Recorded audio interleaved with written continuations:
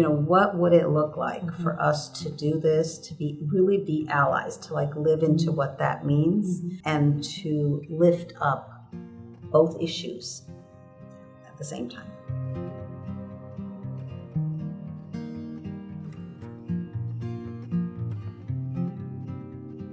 There was a moment in time where we both realized that each of our coalitions would be advocating for money, and it just seemed like a better idea for us to go in together, to work together, rather than have the issues compete with each other, have the coalitions and the memberships compete with each other. We just felt like we needed to kind of harness our energy and bring it together, and that we would be successful that way, which is what happened. It was a radical shift for us to deliberately enter into a partnership around something that was so weighty.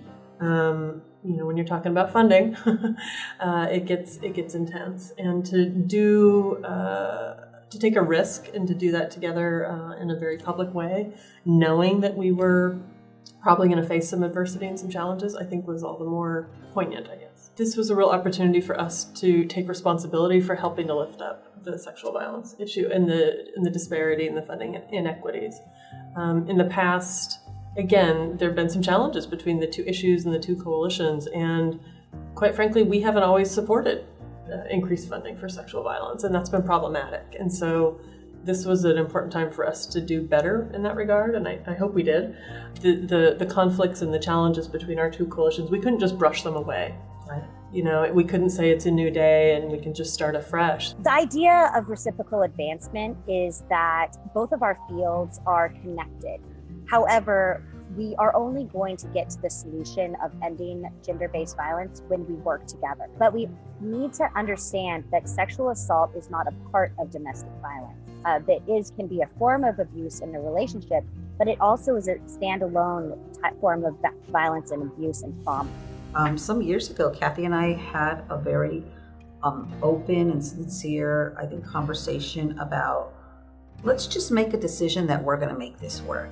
And we did that. And we just decided we would live into that we were going to make it work and recognize that there would be challenging moments, that there would be moments where we disappointed each other, where we didn't live up to an expectation, but that we weren't going to let those take over and overshadow everything we were working towards. We really felt like what we were working towards was bigger than those kinds of missteps. And we weren't worried about saying one idea or another, knowing that we would both be listening and we would all be listening as a group, and that whatever we took and moved forward with wasn't their way of doing it or our way of doing it. It was just the best way to do things. I can also say that as a new CALCASA staffer, I came on in December, I don't know a CALCASA that doesn't constantly collaborate with the partnership. I don't know my own job without calling Krista 3 to 8 times a week. So this to me is not necessarily a change. For me, it's the way that business is done in this organization, in this movement. We collaborate, we believe in each other, we support each other, and that's the way it's been from the start. From the minute we decided to go into this campaign together, I knew that we were organizationally putting a lot of our resources into it, but I felt like from the onset, if we came out of this budget campaign and DV didn't get any additional dollars, but sexual assault did, that was still going to be a win. But we've never done something quite as big and high profile as jointly asking the state for $50 million in new funding. There was really a lot of energy around the issues of sexual assault, domestic violence, violence against women, trauma. These were things that people were talking about in a way that they hadn't before.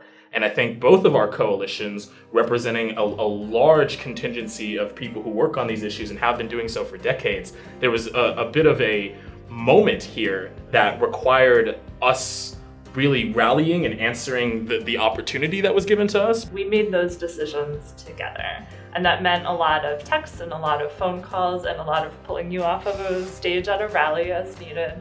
But a real commitment that we would do that together. And that meant being very responsive to each other, accountable to one another, and coordinated in our efforts.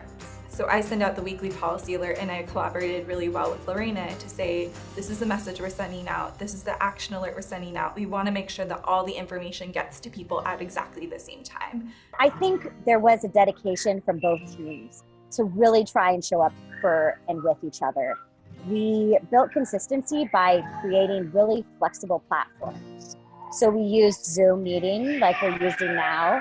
We used all different types of ways of just getting people on the phone together. Especially as the statewide domestic violence coalition, representing the issue area that has been better funded at the state level, that we named out loud the historic disparity and the need for it to change. I distinctly remember going to CALCASA and writing on the whiteboard so many different ideas. And Lorena and I just had a really wonderful way of listening. We engaged in deep listening with one another.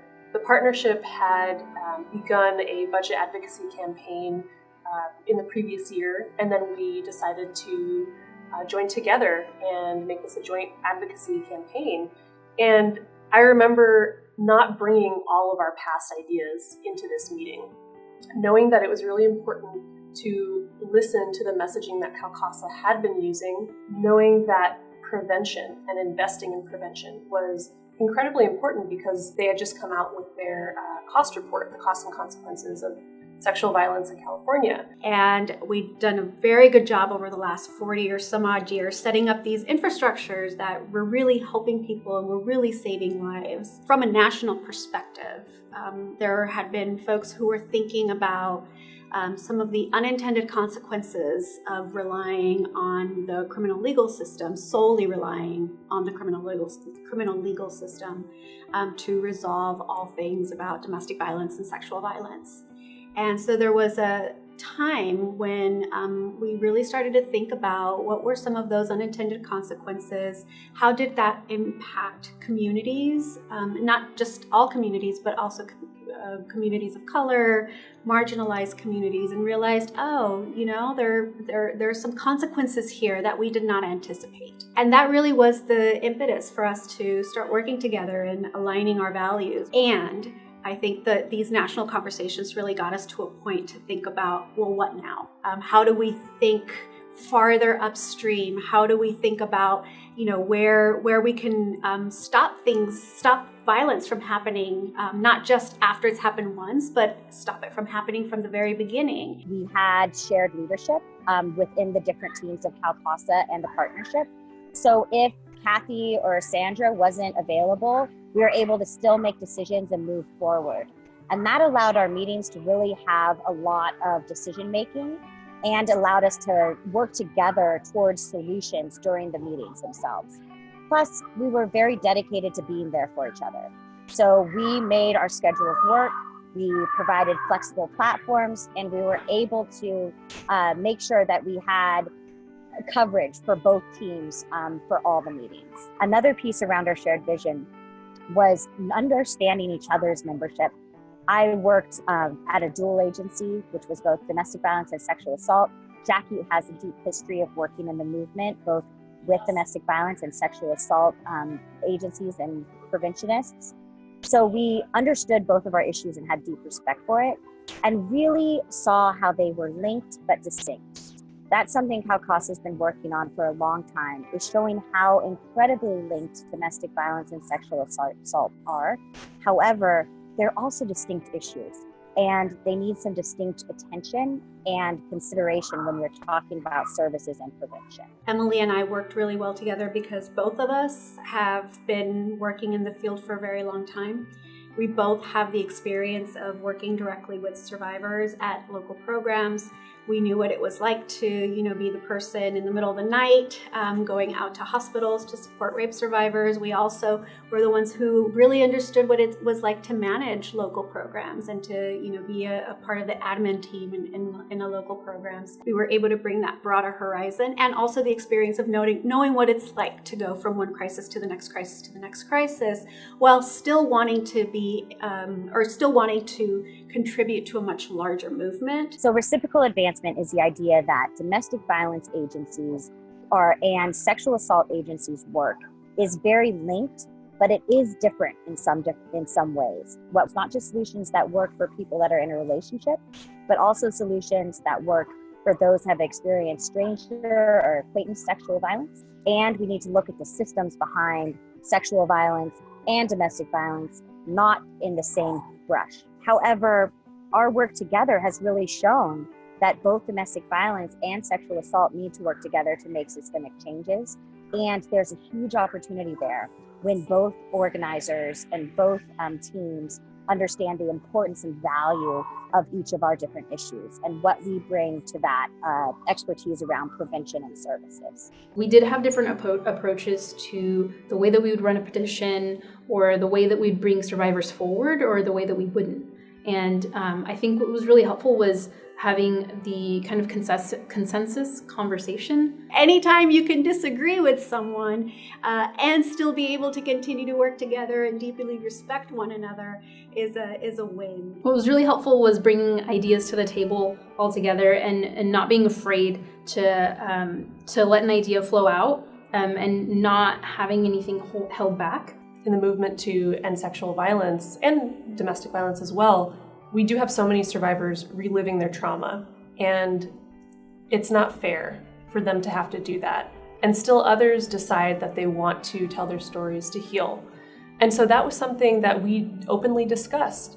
And I think we both agreed with different aspects of the issue, and we really felt that CALCASA's focus on prevention was what connected both of us. I think quite literally, people don't know that Krista and I are different organizations.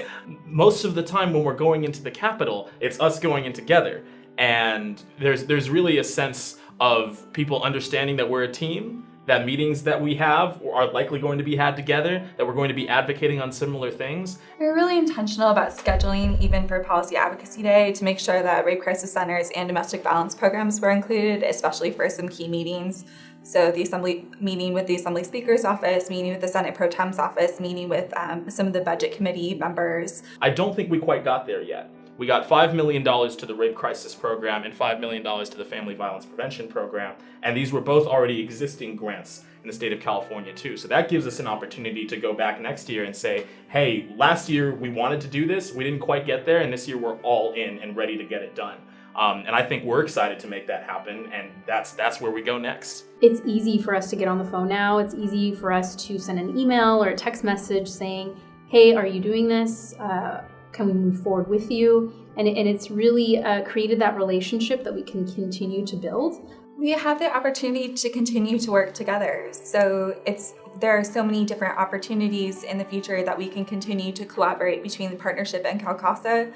Since the budget advocacy campaign technically ended in June with the signing of the budget, which was wonderful, it's now October and I continue to email you at least once a week with different opportunities for collaboration. We had a legislator approach us recently about a new project, and I got a response from Lorena and John and CALCASA within about 24 hours saying, yep, we're in, we want to continue to collaborate with you, we want to continue to work with you, and we built a much closer relationship that I really think will benefit us not only in the Capitol but also in projects outside of it.